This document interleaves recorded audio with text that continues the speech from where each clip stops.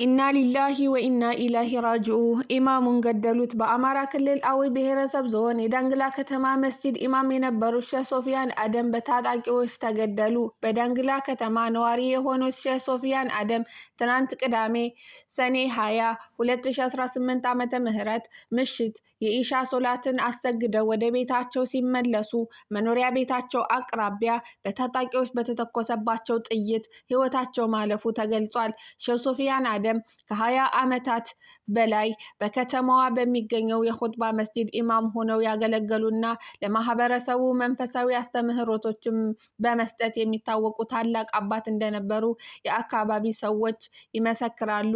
እኚህ አባት ከሙስሊሙም ሆነ ሙስሊም ካልሆነው የማህበረሰብ ክፍል ጋር በነበራቸው መልካም ግንኙነት፣ ተግባቦት ከፍተኛ ተሰሚነት፣ ተወዳጅነት ያተረፉ እንደነበርም ተነግሯል። የሼህ ሶፊያን የቀብር ስነ ስርዓት በዛሬው ዕለት መላው የከተማው ማህበረሰብ በተገኘበት በከፍተኛ ቁጭትና ሀዘን በዳንግላ ከተማ ተፈጽሟል። ለቤተሰቦቹ መጽናናትን እንመኛለን። እርሳቸውንም አላህ ይመራቸው ዘንድ ዱዓ እናደርግላቸዋለን። አላህ ጀነትን ይወፍቃቸው። ሰላሙ አለይኩም ወራህመቱላሂ ወበረካቱ።